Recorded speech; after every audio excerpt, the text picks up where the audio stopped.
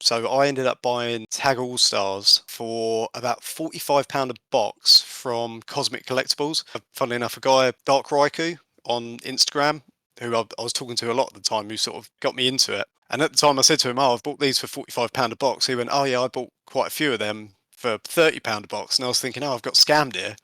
The funny thing being, if the one box I've got left is probably, what, £300-400 now?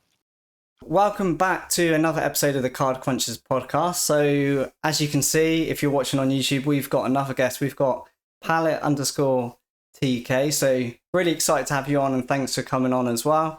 But yeah, if you could just briefly introduce yourself, what you do, what you collect, how long you've been collecting, and maybe just go into like how that even started as well. Yeah, hello. Thanks for having me. As I said before we started, big fan of the podcast and a fan of you too as well. So yeah, Palette TK, government name Isaac, which a few people are starting to work out. I've been collecting since I was about 4 years old, I think.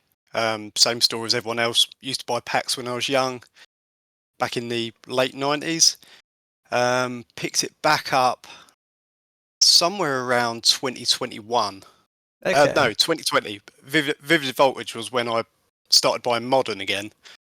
How did that come Yes, about?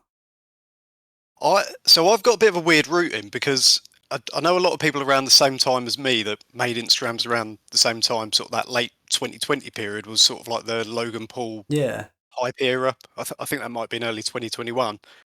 I got back into collecting cards through Randolph, funnily Okay. enough, Yes. because I found myself watching the Odd Sidemen video during lockdown, and then Yeah. I found him, and weirdly he was doing a Pokemon Soul Silver playthrough of all things, and that's what I ended up watching because I was picking out my old DS and stuff, and playing the old games, and I started watching his videos for the purpose of Soul Silver, and then saw he did the card stuff and started getting into that, and did the same thing as everyone else during lockdown. Went through my binder hoping I had a mint condition Charizard worth hundreds of thousands, and not to much avail. But yeah, so started back up then, made my Instagram mainly out of want for finding someone else who was doing the same thing, because a lot of Yeah. my friends aren't really into it. And then just went from there, jumped around streaming on Twitch with a few friends, box breaking on Twitch, box breaking on VOT, Instagram Live, whatnot, and now floating somewhere in between. So you've done like a bit of everything, really, I suppose. That was guess one of the follow-up questions was obviously you still do rip and ships now. I'm a big fan of that you do on Instagram. What was the reason why you decided to stop doing them on the streaming platforms like VOD and whatnot and stuff like that? That's a good question, and I don't really know the answer, to be honest. It was sort of semi-fluid. I don't really know how I got into doing box breaks. I used to watch quite a few people, like the old school people like Gengarka9, who's still doing it. Polka Dog, if any of you remember him, he was always a good watch. But yeah, I was mainly streaming with a few friends on Squish Day, and we still got the Squish Cord Discord running. So I think I got into the idea of being online through that. I can go into that a bit. So we basically used to just play pro clubs. I know this is probably not much of a crossover with Pokemon, but we used to play pro clubs on FIFA, and it was so funny. We'd have 5, 6 of us all on the same team, and it was Stephen S. Balla who kept saying we should just go live and put this on, so we got like clips to watch back. So I think that's how we got into streaming, and we got really into Twitch during lockdown and really enjoyed it. And then as we came out of lockdown, it sort of fell apart a bit because everyone started living their own lives. Towards the end of streaming on Twitch, I started doing box breaks on the same Twitch channel. Then after that, I sort of transitioned over to Instagram, where it sort of made a bit more sense with a lot more people I know than boring the people who watched us on Twitch for FIFA with Pokemon packs. So I was on Instagram for a long time, and then VOT, or as it was known at the time, Bits, came up. I think it was through Matt Cully. Matt Cully was the first big person to launch it, I think. I thought, oh, this looks interesting. It is basically Whatnot for the UK. So I think I made an account on there. The people who ran bits were really good. A guy called Walt, Marion. They got me onboarded. Started going on there. Found a weird new audience that I didn't know existed for Pokemon. Streamed on there for a very long time. Then I sort of fell out of love with it a bit because I noticed a bit of a trend going on. I don't have anything against anyone who does it, but the trend I saw was it was more focused around what I'd call as stereotypical raffle content, where you essentially buy a ticket and you get a win. Even though it wasn't strictly a £1 a ticket, 100 tickets sort of thing, it was basically that sort of thing. So around the time I was getting a bit sick of that, Whatnot popped up, and they sent me a message like they did to pretty much everyone with 100 followers or more, saying, "Oh, we're launching in the UK. We'd like you to get involved." I had a talk with them, and I shared my concerns almost with what had happened on VOT, where I said it's sort of shifting to something that I wasn't as into, and they sort of gave me some assurances. Yeah, it's going to be completely different. We're not on board with all that. So I went over to Whatnot, spent a good amount of time on there. And to be honest, from there, I guess I just sort of slipped out of fashion with it. I wasn't streaming enough to really see any reward.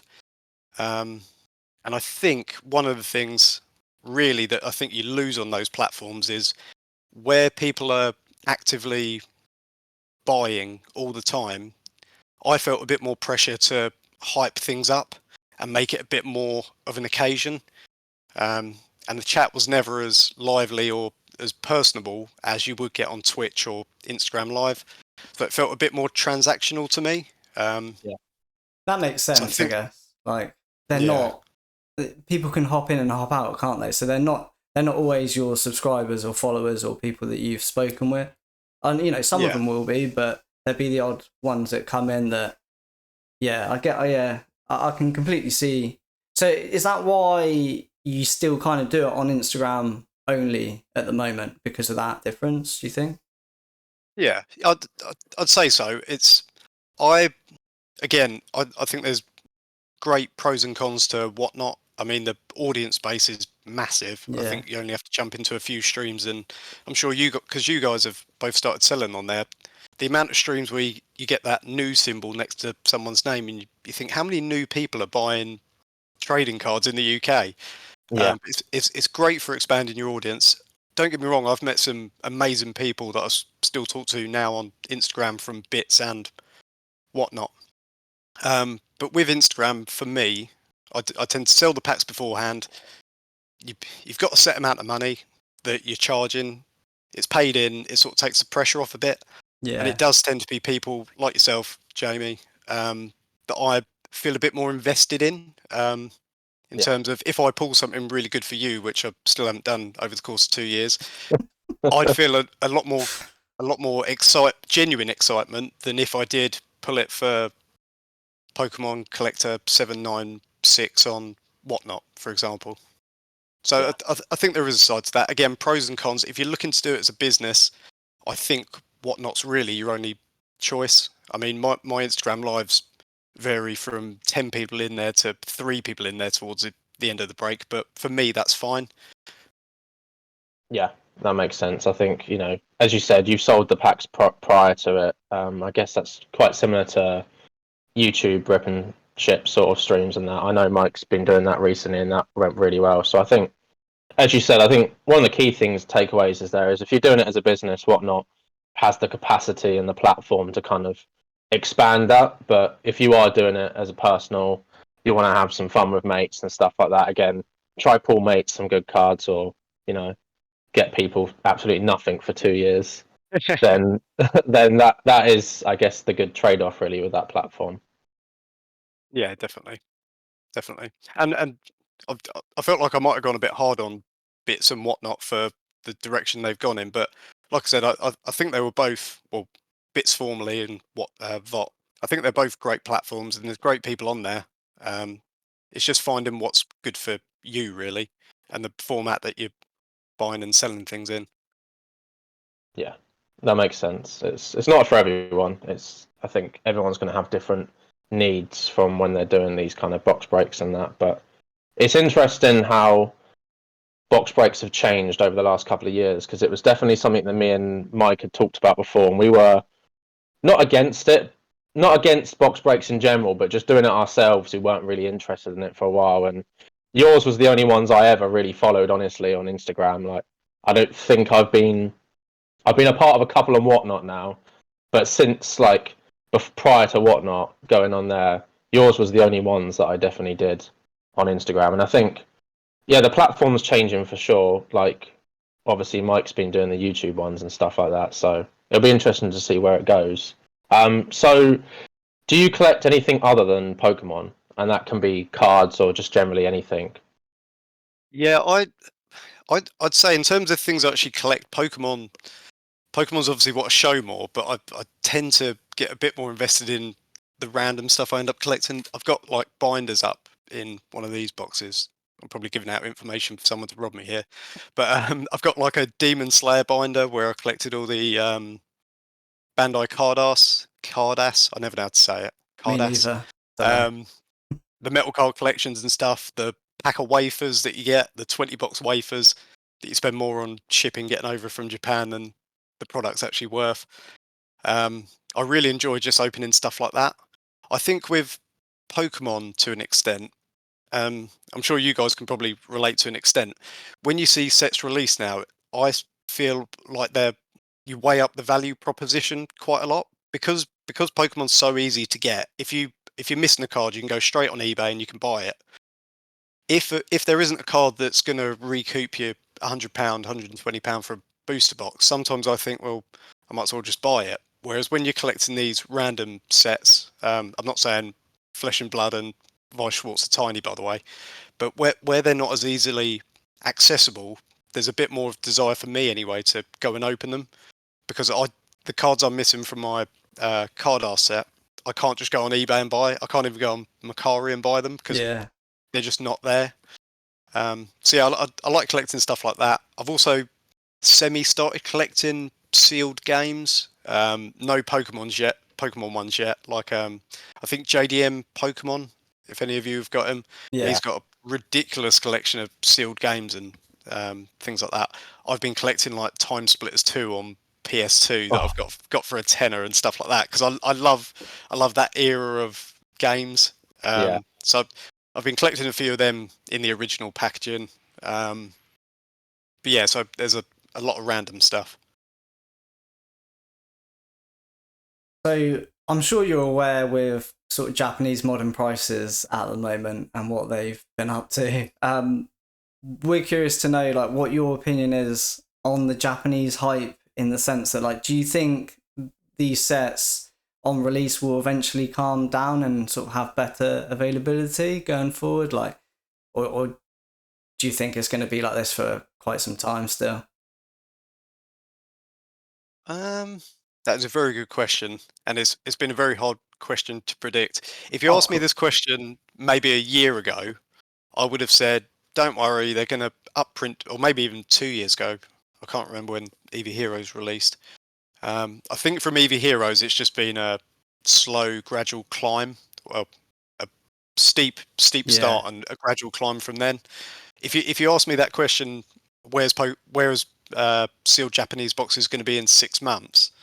From there, I would have said, don't worry, don't buy into the hype. Yeah. It's fine. They're going to start printing more. I don't know whether they are printing more or whether it's getting backdoored from shops or whether card shops are just opening it all and hyping up the price of singles. I think we're starting to see it correct a bit. I mean, even just ruler of the Black Flame, some of the single cards from that are somewhat coming down, particularly the female trainers and things like that were almost driving the prices of the boxes up. So I think it's getting better, but time will only tell.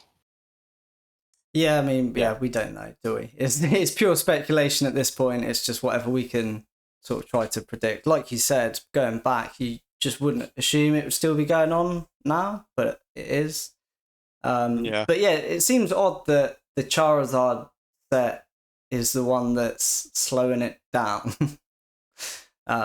It's funny. It's funny. Yeah, like Part of me wonders whether it's the distraction that the Charizard's taken away from the female trainers in the set. yeah, it's a very good point. It's is a funny one. I think 151 was always going to be difficult to get hold of. Yeah. Where it's, I mean, it's not. Is it fully classed as a holiday set? I'm not sure. I think it is, yeah. So that'll be.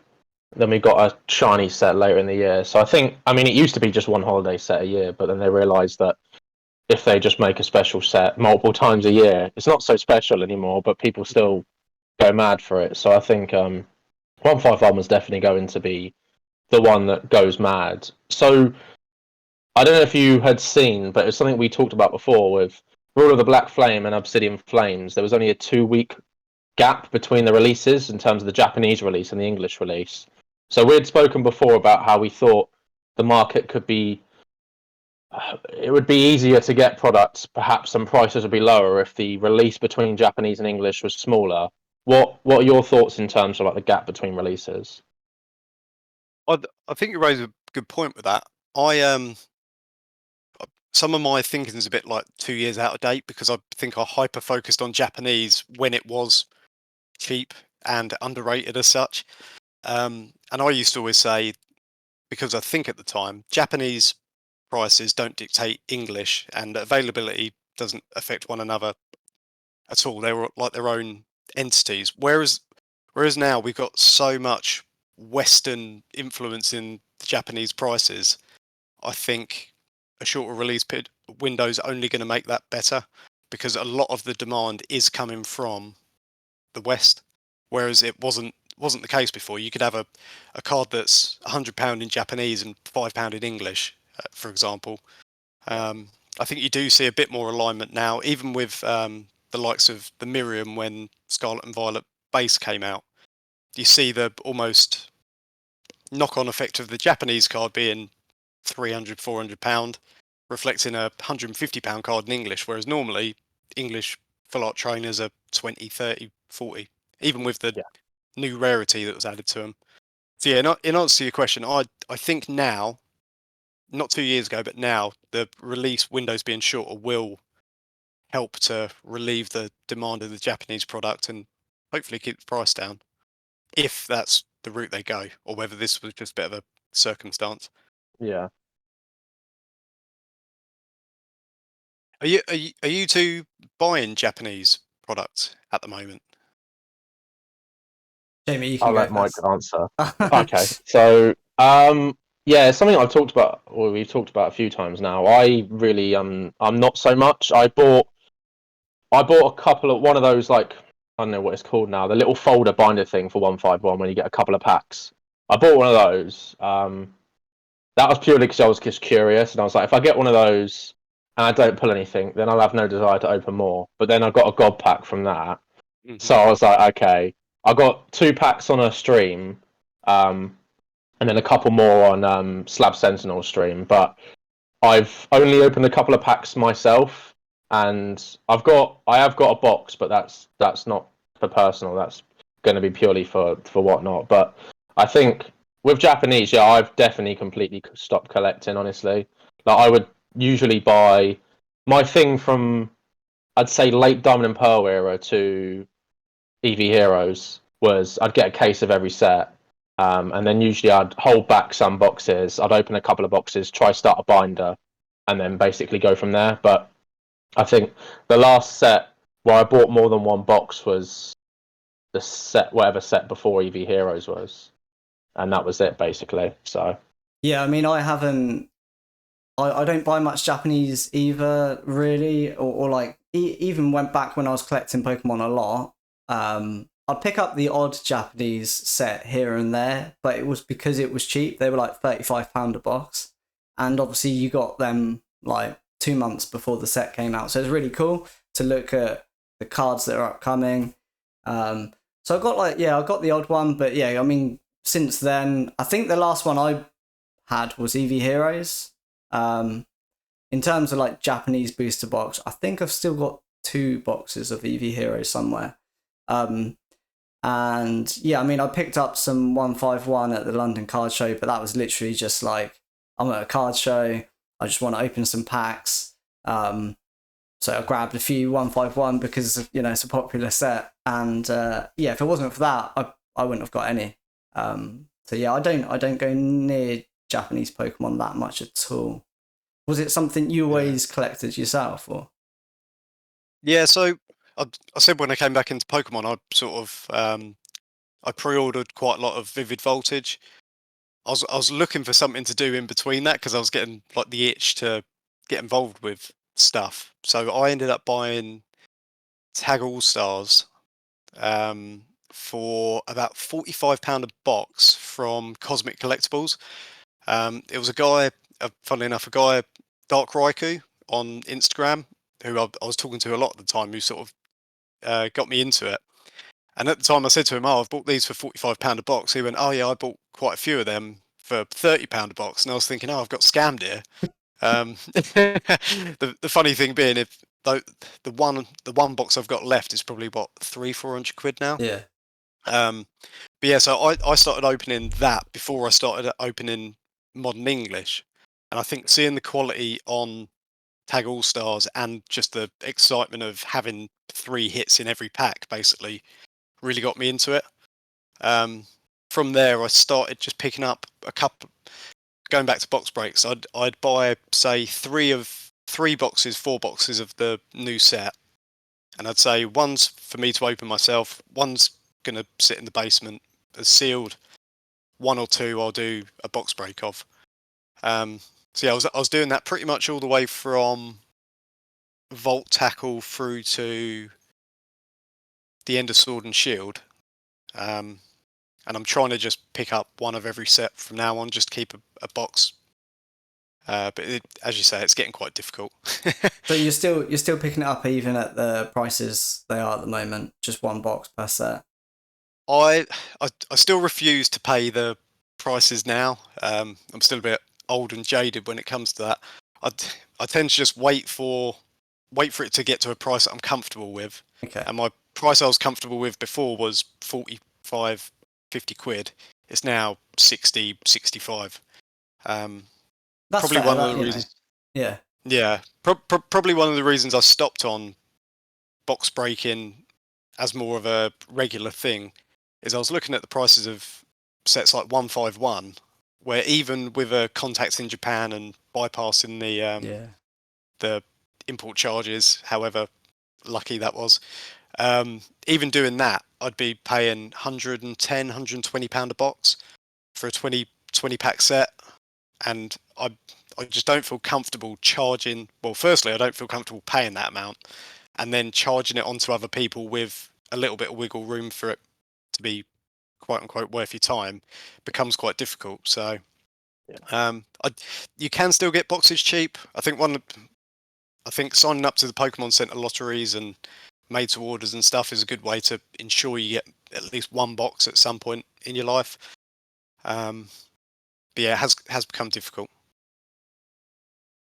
Yeah, it's changed completely. I think the Pokemon Center is a really good thing, and I think if anybody is watching here and you're not sure, you're trying to get Japanese product, obviously your Instagram page has like a really good guide how to set up like forwarding, shipping and stuff, and that gets set up with everything, which is really great. I think definitely recommend everybody doing that, checking that out, because if you, as you said, you want to get 1 box of anything at any point in your life now. I mean, I do all the Pokemon Center ones as well now, just in the chance that the made to order ones are great. I think, you know, you'll get a box at some point, but like it's great if you're keeping the box for sealed, right? Because you're going to get it for retail at some point. So when it comes, whatever. It's not a massive issue. But yeah, things have like obviously changed so much. So Mike mentioned about picking up some 151 at London Card Show. Obviously, you didn't attend. You went to Pokemon Go Fest. What was the thought process? Because I know we spoke about it before. You obviously wanting to go to Go Fest over the London Card Show. Yeah, I live in Kent, so literally 25 minutes on a train to London. I've never been to London Card Show. I know London Card Show is like round the M25 a bit. The only card shows I've actually been to are the Cardiff card shows run by Gav. I've done 2 of them, one at the Millennium Stadium or Principality, I can't remember, and one at the pub in town, basically. And I really enjoy them. With GoFest, I suppose when I said I got back into Pokemon in 2020, I probably got back into it when everyone else did with Pokemon Go in 2016, 2015, 2016. And I picked it back up during lockdown because I was living by myself. It was like the hottest summer ever. I sort of needed to give myself a reason to go outside the house, so I downloaded it again and just got really into it. And with GoFest, there was a few people in the Discord who said they were going. It's normally over in America exclusively, I think. I don't know too much about it. But I just thought it was a cool opportunity to do something half-hour away from my house. Play Pokemon Go for a day and not get judged. So, yeah, it was good. But I do really want to go to a London card show. I think next one's in November. Yeah. Are you guys planning on going to that, vending at that? Yeah, we're both going, I think. I'm undecided whether or not. It's basically that with these, like, London Card Show is great because it's big and obviously there's a lot of opportunities to, like, buy, meet people and stuff. But trying to get tables is a difficult thing. It's they pretty much, we got our table for last London Card Show for the Sunday like a week before, so it was a bit of a, oh god, we've got a table, we need to get stuff ready and that. But it's I'd rather vendor, honestly, just because it makes sense now. But if I can't, then I'll definitely be there, and as a, just going there to meet people and stuff like that. Yeah, I'll be attending as well, but I won't be looking at vendoring this time, I don't think. Did you vendor at the card shows you went to, or were you just attending? No, just attending. I have thought about vending at some point, but I quite like spending the day walking around. Yeah. Even if you don't buy much, it's nice walking around, meeting up with people that you've met before or not met and spoke to on Instagram loads. I think I've seen a few people, mainly sports card people, talk about London Card Show and sort of the cost of the table versus how much income you're probably going to get, because there is naturally a lot of competition. I think for me, just as a standalone person who collects Pokemon cards and occasionally sells some stuff, I don't think there's a value proposition for me there. Whereas with you guys, with your respective stores, where even if you don't make a profit on the day, you can get 100 customers that take home your business card, post it on Instagram. There's a bit more value proposition there for you. Maybe one day I'll share a table with someone, but for now I just like wandering around and having a pint. Yeah. Hopefully we'll see you at the next one then. Fingers crossed. Fingers crossed. So, what do you think? It's going to be a very broad question here, but some of these are kind of like hot take questions. What do you think is the most overrated thing in Pokemon TCG right now? Whether it's a set or like maybe a card specifically, or just a trend. Again, difficult question. For the reason I was thinking about this before, funnily enough, because I know you've asked it to other people. The shift from overrated to underrated is like a timeline with Pokemon. I feel like there's just trends that come in and out, and something that you previously thought was underrated, everyone's now picking up. The prices have skyrocketed, and you can argue they're overrated. I think the big one over the last year or so is definitely for me full art trainers.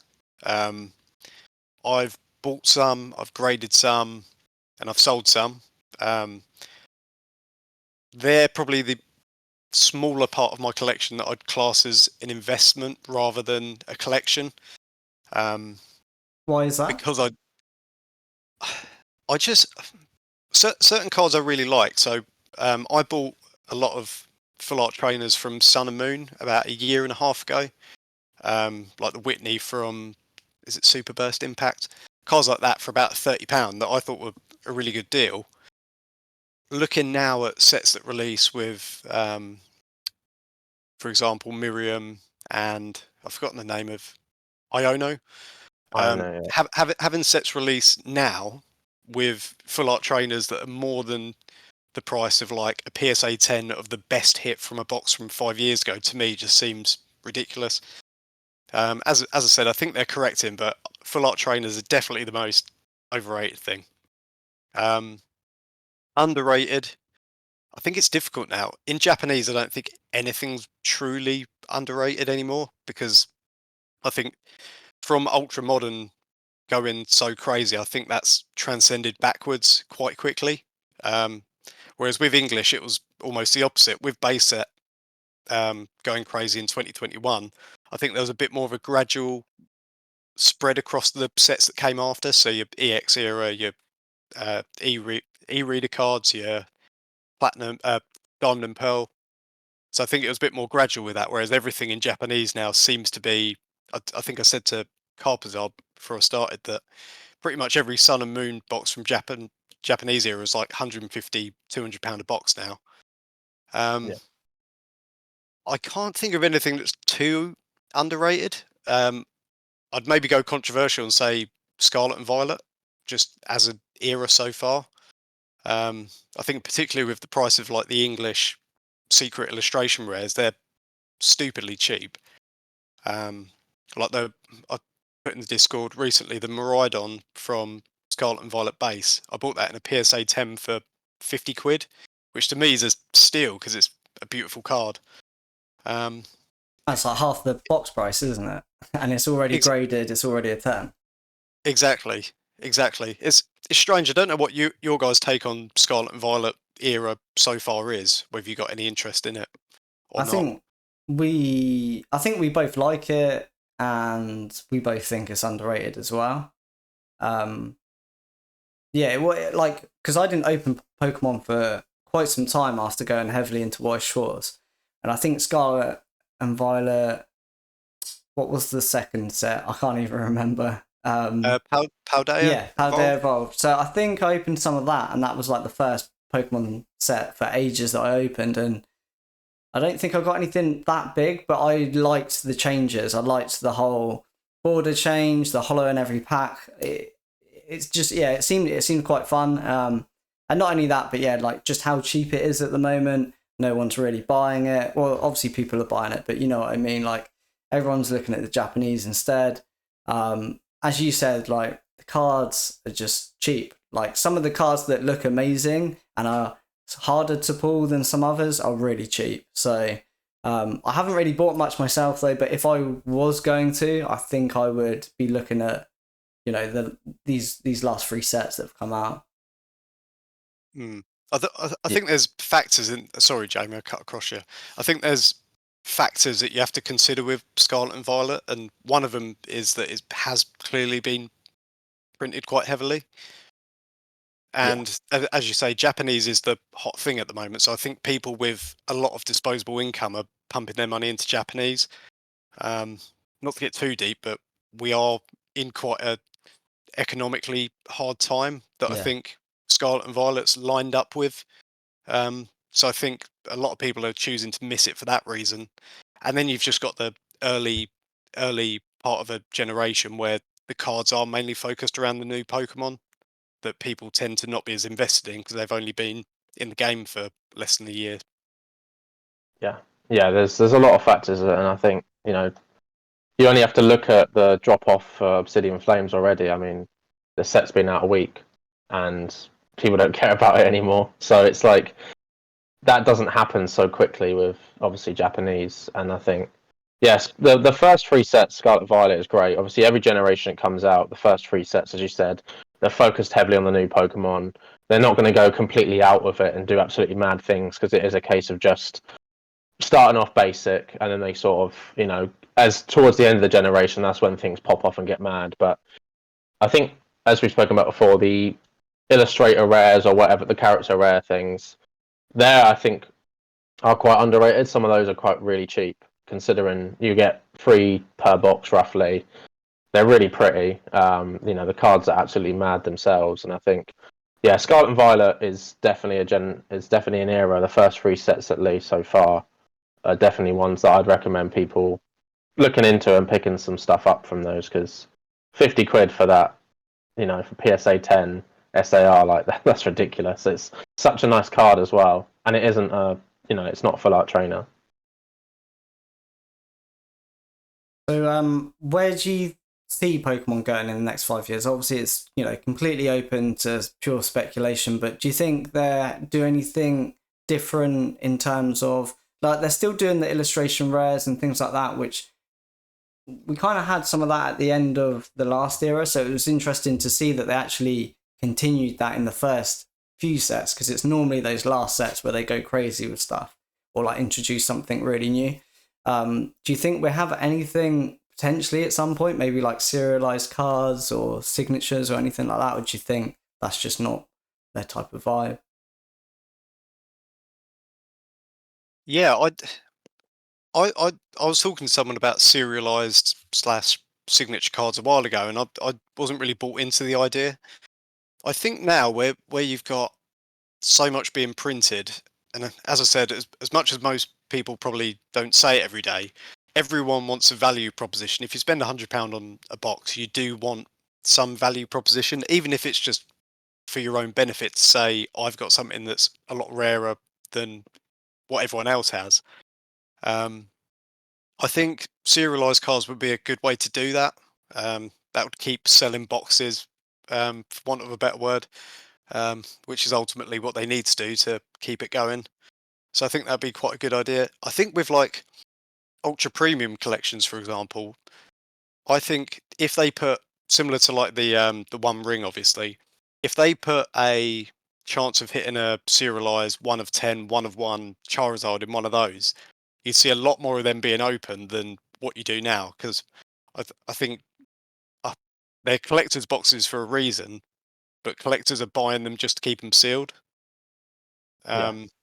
There's no real, and unless the promos are really nice, like in celebrations where they're quite sought after. A lot of people are not going to bother opening these products, which then means everyone's got one sitting around sealed.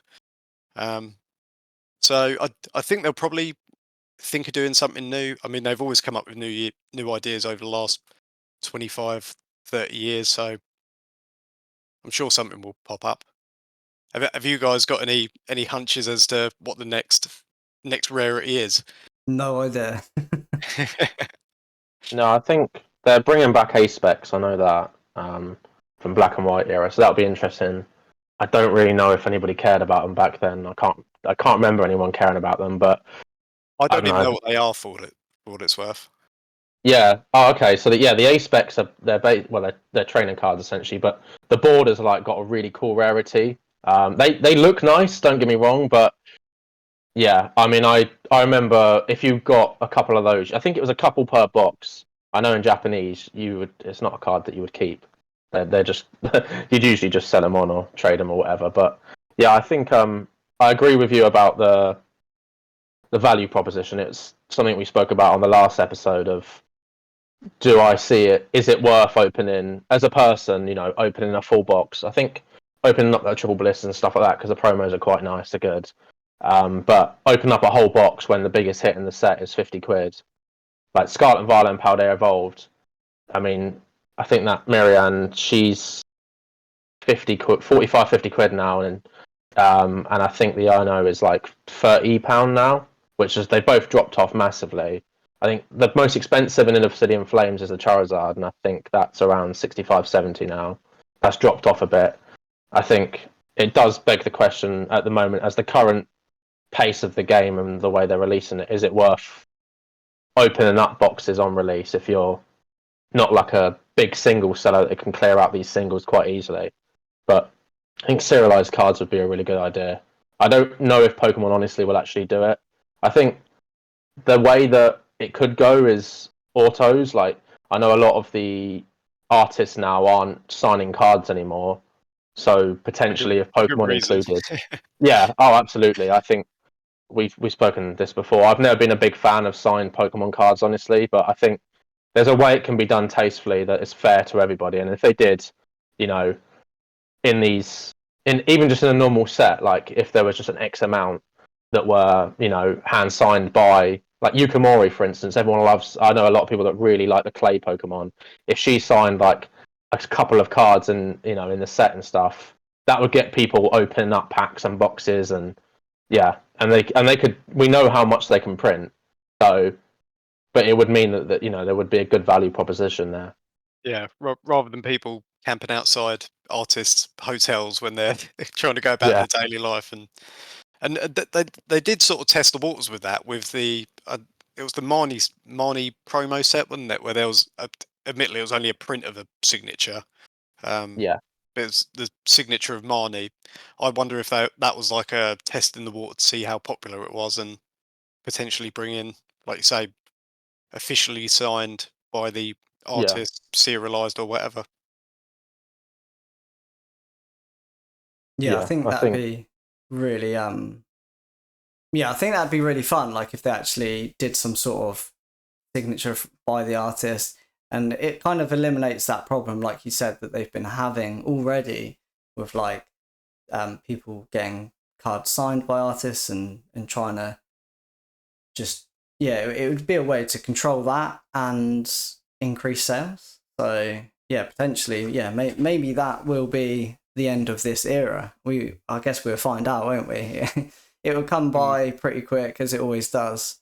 But the demand's definitely there as well because like J Love does quite good videos on this and has done on the full art trainer craze because a lot of people just put it down to it being waifus, and it's not all waifus. That is obviously somewhat of an element to it, but a lot of the full art trainers are almost like gain traction because of a certain artist. And in Japan, they've like the artists are a lot more famed than maybe we're used to over here. Um, I think there's one, I can't remember which one it is, but they've got like 1 million YouTube subscribers, for example, and people treat them like a YouTuber that does Yeah, Pokemon cards. So there's definitely a demand there and a focus on the artist. So that would be a bit of a win-win that stops people camping outside their houses and adds more revenue into Pokemon. yeah. I mean, I know myself. Like, if they did do that, I would definitely buy that set. And I'm not buying many sets, if you know what I mean. Like, I haven't really bought hardly any sets for a while, so I know immediately. Like, I would definitely be interested in opening some of those cards from a set if that does get introduced. So yeah, I think yeah, perhaps if English keeps struggling like it does, maybe that is an option that they might explore. I mean, who knows? But I would definitely welcome it myself. I know you've given obviously some underrated and overrated takes, but we do always ask our guests if they have a hot take that we end the podcast on. So, do you have a hot TCG take? But first of all, I love this segment and the amount of smoke that I saw Scooter Monkey got on the back of his where there was a guy saying because his hot take was along the lines of black and white's a terrible era, wasn't it? And someone had put, does he not realise his profile pictures are artwork from black and white? And people were getting really angry about it. I've got a few hot takes with More than one. Pokemon. I do post quite a lot on my story, and I probably give off the impression that I care a lot more than I do because I am joking most of the time for what it's worth. My first hot take would be that Johto is the best era. I don't think that's easy to argue against. A lot of people call it Kanto DLC, which I agree with, and for that reason, it's perfect. A lot of people say they don't like Johto, but when you look at the Pokemon that were released in Johto, I think there's some of the best designs and um, Pokemon in there, and it means a lot to me because it's got Heracross in. Hence why I'm wearing this today. Favorite Pokemon. There you go. It all makes sense. No, it's a good era. Yeah, I do. Yeah, it is. I mean, I guess you're probably quite attached to that from when you were younger, I'd imagine. yeah. Johto was the one I mainly got into. Obviously, Yeah. played the original. I think I had red and yellow. But I think Johto was like it felt like a big step up, even though it was like it was evolution rather than revolution. It was everything was slightly more polished and a bit better. You had like the egg system and things like that. I felt, yeah. I know a lot of people don't agree. A lot of people will put Johto towards the back end, and I will admit I haven't played a lot of the games in between Johto and Sword and Shield, as is well documented whenever I do a Japanese box break and I can't name half the Pokemon. That's why Jamie's laughing. Yeah, I agree. I think Johto's the best as well, honestly. Nice. Oh, that wasn't too hot then. Wasn't that spicy? Well, Not with for us us anyway. Yeah, Maybe the comments that they'll decide. Yeah. I do have one that's spicier that will definitely annoy everyone. Here we go. And I think the best Pokemon game is Pokemon Go. Damn. I Okay, that's mean, good. you went to Go first, so I can see why you're saying that, but I'm gonna have to disagree, and I'm gonna have a hot take as well. One of my favorite Pokemon games is Let's Go Eevee. You know what? I've been playing that recently, and I think it's amazing. I love remember it. I remember when it came out, everyone was like, "Oh, this is pointless. It's got the stupid catch mechanic." You play through it; it's an amazing game, and it's like perfectly like everything's just polished and looks how you'd want it to look and plays how you want it to play. Yeah, I agree. So, Coming from Gen 1, like being my like attachment and nostalgia, to them playing Let's Go, and not long after playing Pokemon Go, because it has the Pokemon Go mechanic in it, but you also like get experience by using that mechanic, don't you? So for me, I was like, this is so sick, and I literally finished it in like 5 days. Yeah, it's hard to explain to someone if they haven't played it, but if you play it, it just feels good. Yeah, it's just like, everything looks good and feels good. But yeah, it got bad I'd love reviews. it if they did a Johto one. What's that? Yeah, I'd love it if they did a Johto one. They won't, because as you said, it was sort of brought out to bring over the Pokemon Go audience. Yeah. Yeah, it's a shame. Let's Go Marrow we need. I think, yeah. I mean, if we're talking about like hot takes of the video games, then I'm going to also end one. I think the Mystery Dungeon games are absolutely trash, and I've played all of them. So I think they're trash, and they honest. I think the Pokemon Ranger games, and I would say Pokemon Dash for anyone that's played that on the DS. You know, it was the first Pokemon DS game where you're racing as Pikachu. That's better than the Mystery Dungeon games. I've never played Mystery Dungeon. Me neither. You don't need to. Pokemon Stadium on the Nintendo 64 though. That's in my top 3. So it goes Pokemon Go, Pokemon Stadium, Pokemon Silver. Pretty good list, to be fair. For me, anyway. Yeah. Wow. I just want to say a massive thank you for coming on the podcast. Obviously, we did mention earlier that on your Instagram, you've got some really, really good guides for buying Pokemon from Japan, how to mail forward it, how to set all of that up. So yeah, if that's something you're interested in, or you want to get involved in Isaac's lives and breaks that he does, we'll put a link in the description with his Instagram handle. So yeah, go check him out, go give him a follow, and check out these guys because they are super useful. Like, so yeah, I think appreciate everything that you do in terms of that, and yeah, always love your content. So thanks for coming on, and hopefully we'll see you guys in the next episode.